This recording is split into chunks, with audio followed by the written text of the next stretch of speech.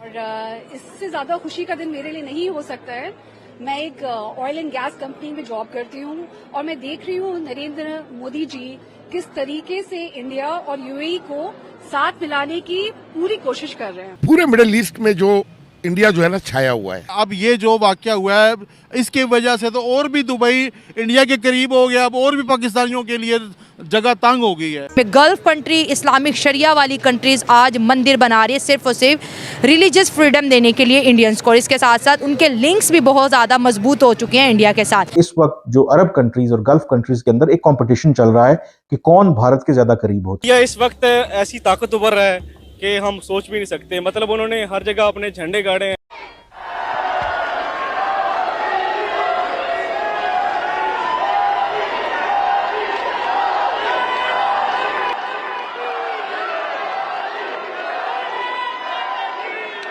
बेशक ऐसे ही है भाईजान, उनके हुक्मरान ईमानदार हैं, उनके लिहाज से, हमारे लिहाज से चलो नहीं है, उनके लिहाज से ईमानदार हैं, बस यही बात है। हमारे क्या पॉलिटिशियन का मुकाबला उनके साथ हो सकता है? उनके पॉलिटिशियन, उनके हुक्मरानों के साथ बेशक नहीं हो सकता। बहुत बड़ी बात है वहां के हिंदुओं के लिए, हम लोगों के लिए भी बहुत बड़ी बात है कि यूएई की सरजमीन पे एक इतना भव्य, इतना विशाल, इतना सुंदर मंदिर बन रहा है। हम इन लोगों से इमदाद मांगते हैं या कर्ज भी मांग देते हैं। हम बेघर हैं, इंडिया बेघर नहीं है, इंडिया तिजारत करता है, तो इस वजह से भी ये एक बहुत बड़ा खला है हमारे लिए। यार इस तरह तो आए रोज वहाँ पर भी बहुत सारी मसाजिद बन रही हैं, तो क्या वो भी गलत है? फिर इस तरह तो फिर वहाँ पे भी मस्जिद नहीं बननी चाहिए?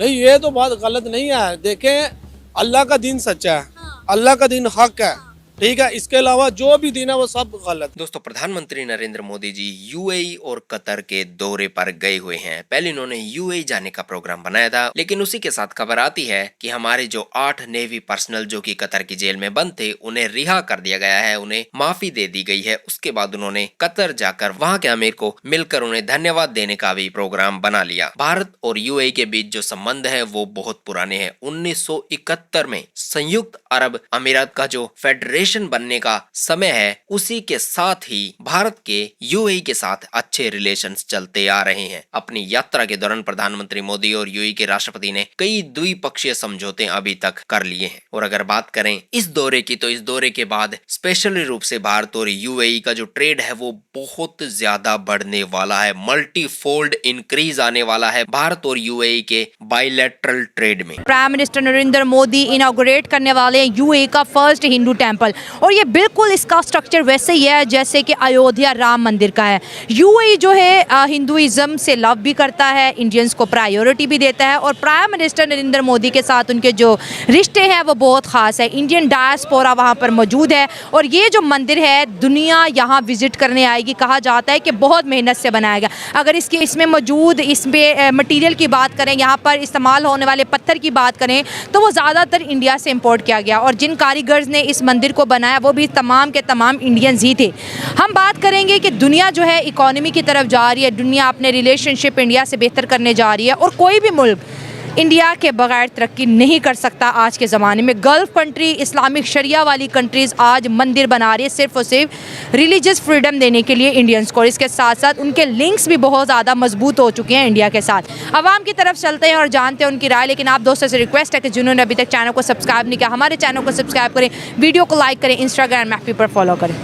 देखिए, first of all I am thank you very much कि आपने मुझे बोलने का मौका दिया। दूसरा ये कि मेरा ये स्टांस है कि जितने भी अब आप देख लें, जो सऊदी अरेबिया हो गए, रियाज हो गए, जितने भी कंट्रीज़ वहाँ पे सिनेमाज ओपन हो गए, ओके।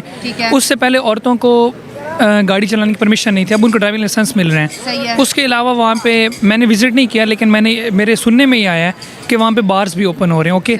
और मोहम्मद बिन सलमान ने पिछले दिन एक कॉन्वोकेशन में कहा था, एक स्पीच में कहा था कि उन्होंने कहा था कि हम जो गल्फ़ कंट्रीज़ हैं हम इनको यूरोप से आगे लेकर जाएंगे, ठीक है, इकॉनमी के लिहाज से।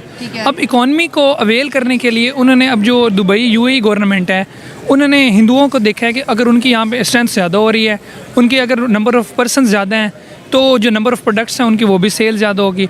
और दूसरा ये कि वो मेरा आई थिंक सो, हर किसी का अपना नैरेटिव है, मेरा नैरेटिव ये है कि उन्होंने उनको जो फ्रीडम है ऑफ रिलीजियस, उसके लिए उन्होंने ये ओपन किया। दूसरे मुल्क में जाके, मुसलमान मुल्क में जाके मंदिर का इफ्तिताह करना, एंड देन सेकंड जो है वो ये बंदे जो छुड़वा लेना है।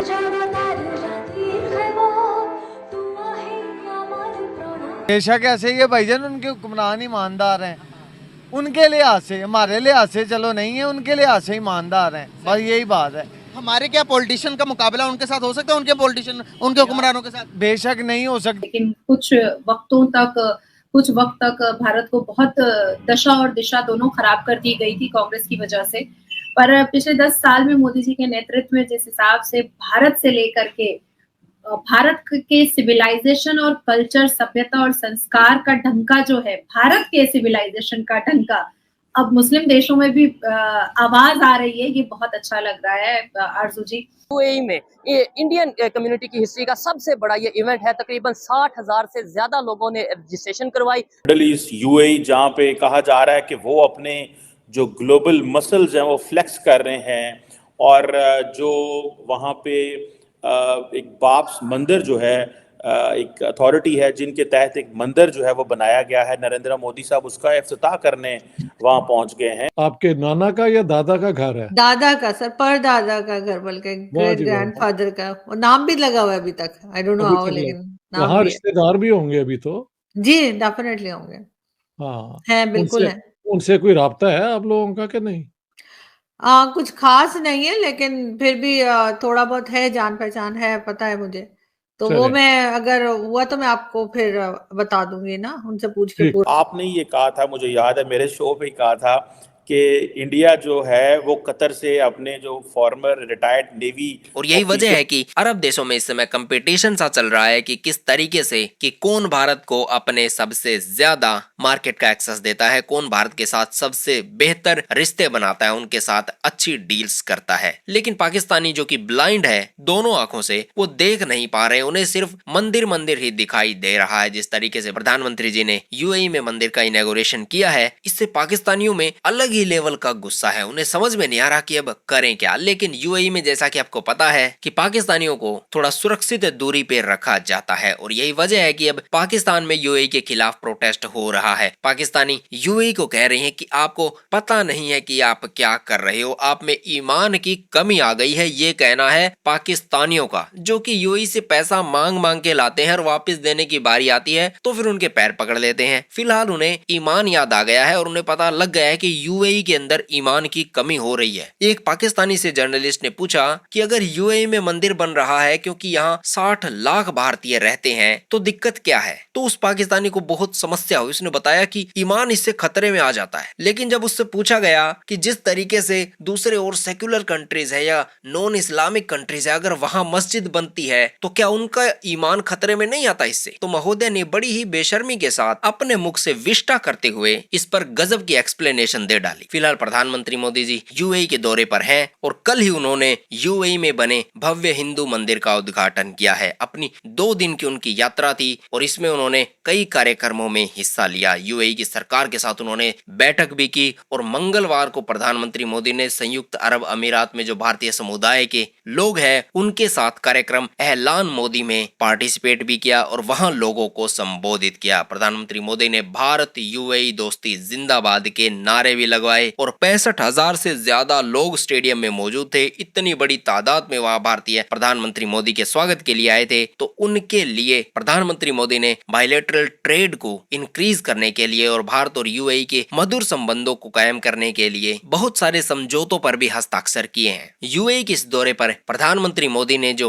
वर्ड टू वर्ड कहा है, मैं उनके भाषण का एक छोटा सा हिस्सा आपको पढ़ के सुना देता हूं क्योंकि ये हिस्सा मीडिया में काफी सर्कुलेट हो रहा है। प्रधानमंत्री मोदी ने कहा कि भारत और यूएई वक्त की कलम से दुनिया की किताब पर एक बेहतर भाग्य का हिसाब लिख रहे हैं। भारत और यूएई की दोस्ती हमारी साझा दौलत है। हकीकत में हम अच्छे भविष्य की बेहतरीन शुरुआत कर रहे हैं। आप सोचिए, कलम, किताब, दुनिया, हिसाब, जमीन, ये हिंदुस्तान में कितना सहजता से बोला जाने वाला शब्द है। यही वे शब्द खाड़ी देशों में पहुंचे हैं। इन दोनों देशों का नाता सैकड़ों वर्षों पुराना है। ये प्रधानमंत्री मोदी ने बिल्कुल सच कहा है और इससे पता लग जाता है कि उन्होंने इन देशों देशों के कल्चर पर और उन्होंने इस ट्रिप के लिए कितनी प्रिपरेशन की थी और वो इस रिलेशन को लेकर कितने सीरियस थे। दोनों ही देशों के लोगों ने प्रधानमंत्री मोदी का धूमधाम से स्वागत किया। प्रधानमंत्री मोदी 13 फरवरी को अबू धाबी पहुंचे और अपनी यात्रा में बुधवार को 14 फरवरी को प्रधानमंत्री मोदी ने अबू धाबी में बने BAPS मंदिर का उद्घाटन भी किया। इससे पहले प्रधानमंत्री ने यहाँ के राष्ट्रपति शेख मोहम्मद बिन जायद अल नाहयान को उनके